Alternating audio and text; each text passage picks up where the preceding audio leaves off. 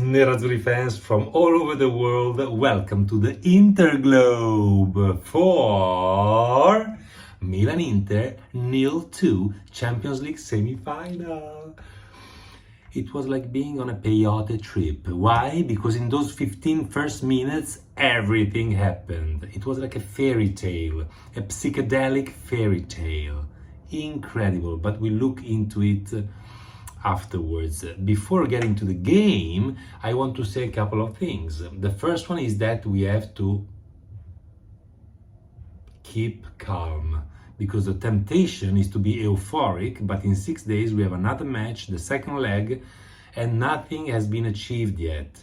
We are on the way, we are paving the way for our dreams, but we are not there yet. So humbleness and low key, please, all the fans, because the risk of thinking that we are already in Istanbul is strong and we don't have to commit this mistake. Anyway, Inter, I was optimistic because we were coming into this game with some incredible stats, and the one that shocked me the most is that we are the third team in the first 5 championships of Europe in terms of shots on goal. Yes, you heard it right. We are only second to Bayern and Real Madrid. We are third. And this means that we are coming well before teams like Manchester City as well in terms of shots on goal.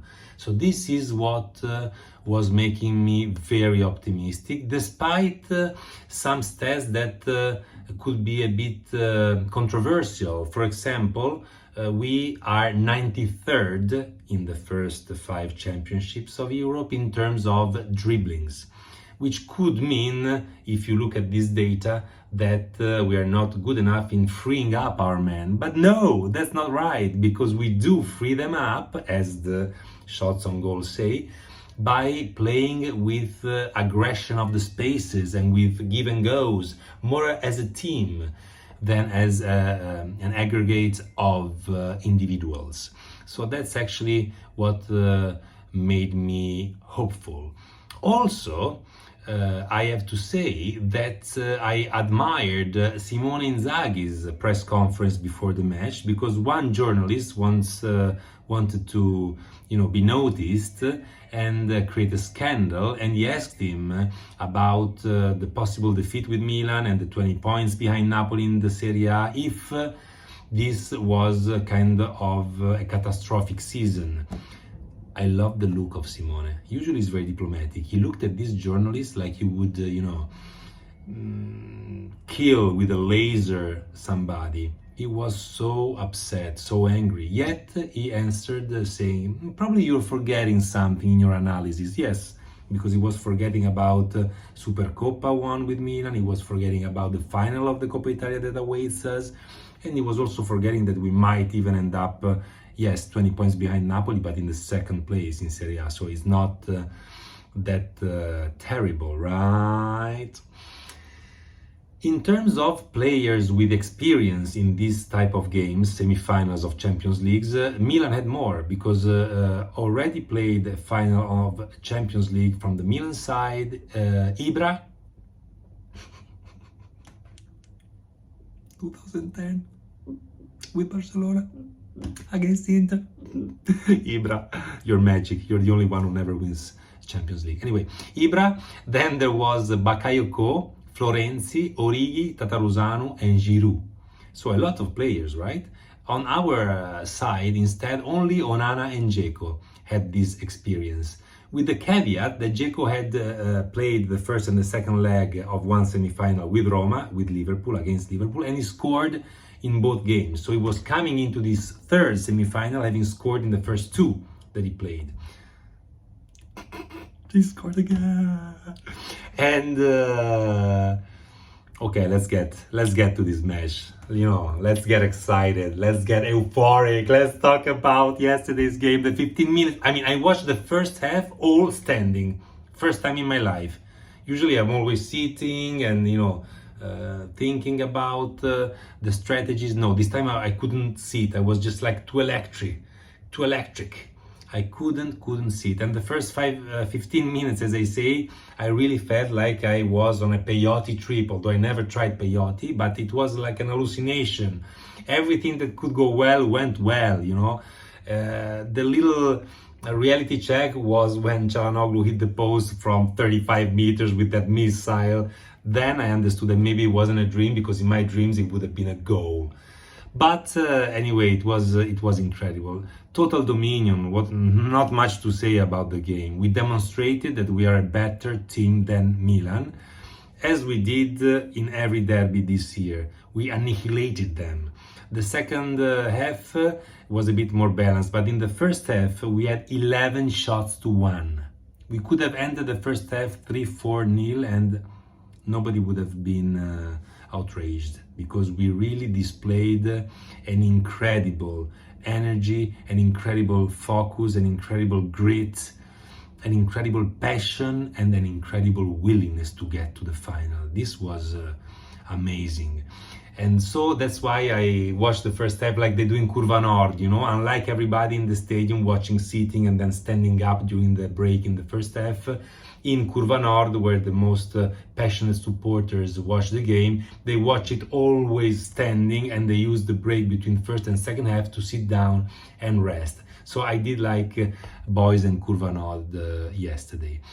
In the second half, as I say, in the first 15 minutes, Milan came back a bit, but mildly, honestly, mildly. And we had an incredible chance to put the game to sleep with Dzeko, but Maignan was good.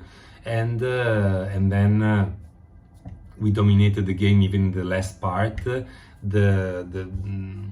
The little remorse is that we didn't score the third goal, and we could have done it even with Gagliardini in the end. But all in all, you know, it was such a fantastic game, and we can't complain. We just have to keep our head down, to keep on working, but, you know, with the right attitude, because this game really, I think, makes us understand the level of our power as a team, and it's really admirable.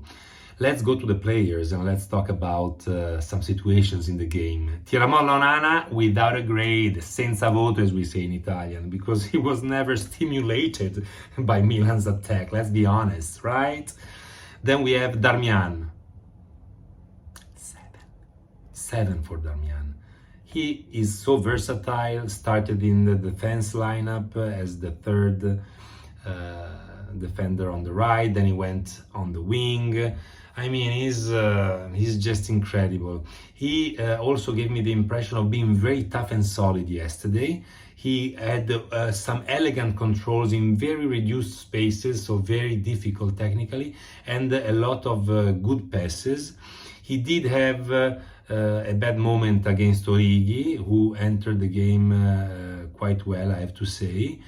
And towards the end, he even had a shot inside the penalty box, and it was a quite interesting shot. It was a bit unlucky, it was deflected, but all in all it was a very interesting play, because we don't see him forward that much or as much as Bastoni and Acerbi, but he was very good, and towards the end he was fundamental in intercepting a shot from Messia. So Darmian 7, Acerbi also 7.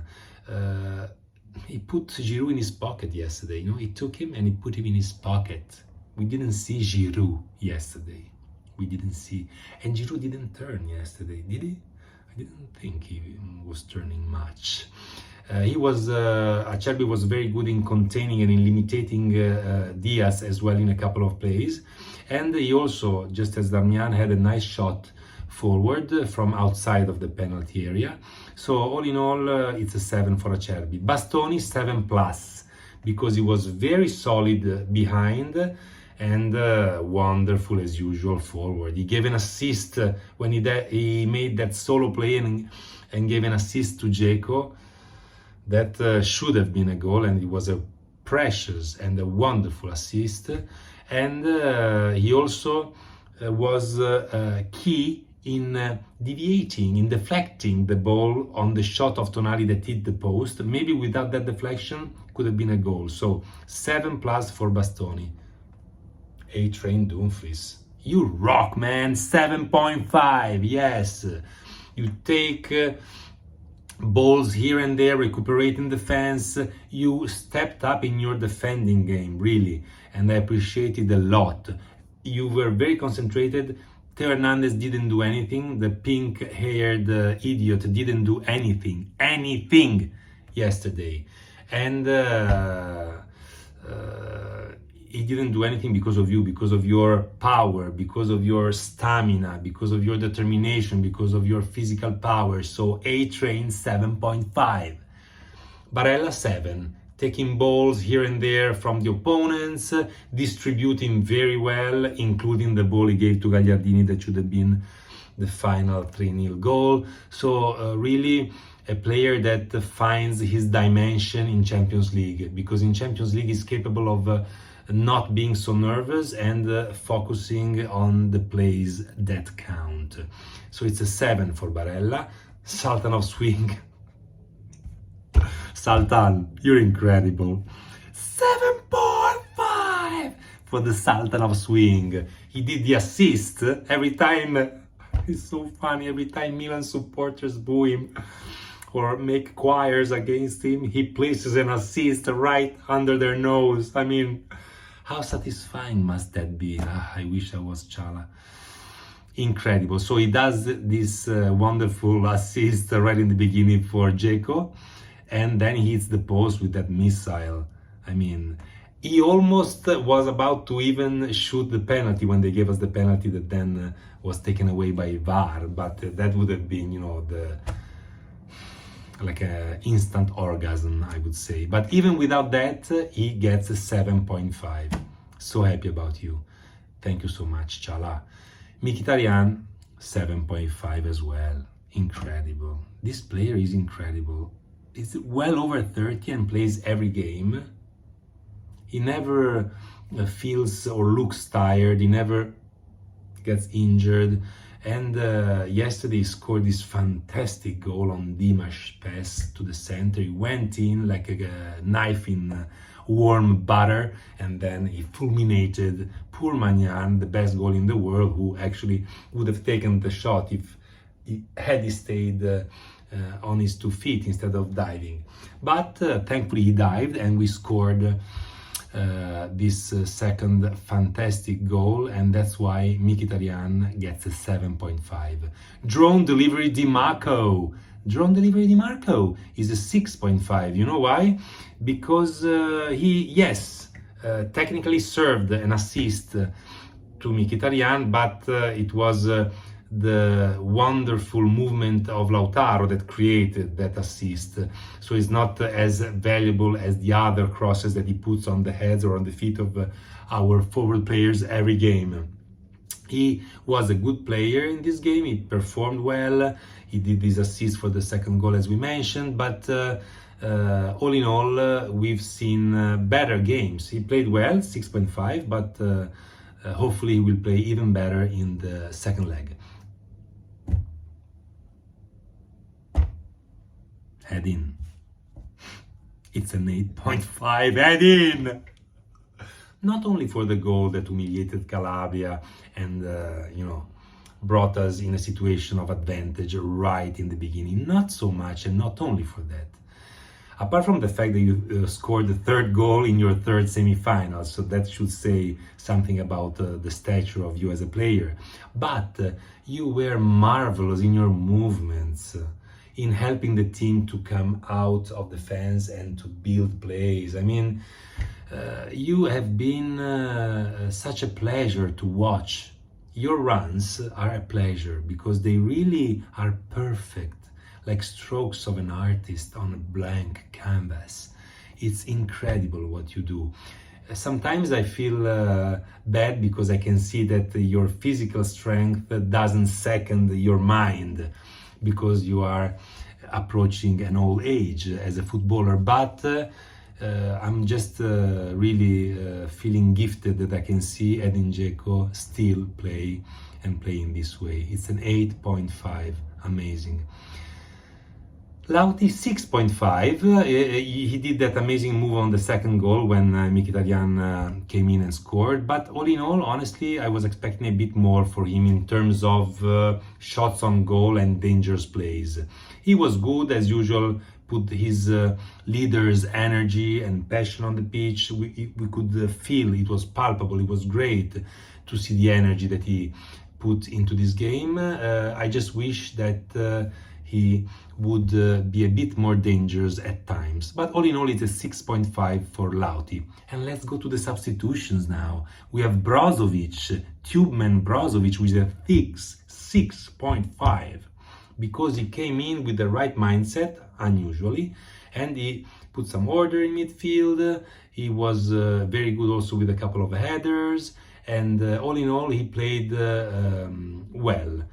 He brought home our victory without dangers. So it's a 6.5 for Brozovic. Romelu, 6.5. He didn't miss a ball yesterday. When he came in, you gave him the ball was his. Defenders, Milan players, please, don't even bother to try and get the ball from him. He was incredible. And then he was distributing it well. Of course, he didn't have enough minutes to be decisive, but it's a 6.5. De Vrij, 6.5, amazing save in the end on Origi in the very last play. And all in all, he was good in helping Darmian with Origi, because we did need his help, and he was very good at it. So 6.5. Correa, I want to give him a 6-, just because he didn't do many damages yesterday, and because we are very harsh with him all the time, although he deserves it. But yesterday it's a 6-. And we close the players with the last substitution with the brilliant Gagliardini, who even yesterday manages to get a 5. Why? Even in a game like that, he manages to get a 5 because he misses a goal that's incredible and would have given us the 3-0 lead, so it would have been very important. And also, right after that, he gives the chance to Milan to shoot a free kick just outside of our penalty area. So, even though he played a few minutes, he deserves a 5. And now let's go to Simone Inzaghi. Simone, it's a 9! Best man on the pitch is the man on the bench. Why? Everything you did yesterday was perfection. You chose to put Chala instead of Brozovic. Pa-pa-pam! Missile on the post and majestic plays. Amazing, amazing, amazing. You chose to put Dzeko instead of Big Rom, like everybody was asking. I was also asking for Big Rom. And Dzeko played incredibly well and even scored. So, in terms of the choices of the starting lineup, nothing to say. But on top of it, you were stupendous even when it came to the substitutions. I mean, this idea of adding De Vrij and taking out Di Marco and putting Darmian on the flank and having De Vrij and Darmian play together against Origi, I mean, that's genius. I love you, Simone, really. I really hope that you'll stay with Inter next year as well, because you're, all in all, you do have weak areas in which you have to improve, but sometimes I want to kiss you. I want a French kiss you. And it's not a 10, but a 9 for you yesterday. Thank you so much. And as I thank him, I also thank you for watching. Thank you so much for watching. Please hit the like button if you enjoyed this video. Leave a comment, because I'd love to learn how to improve this content. And please, if you can, subscribe. It's free. Thank you so much for watching. And as always, Forza Magico Inter!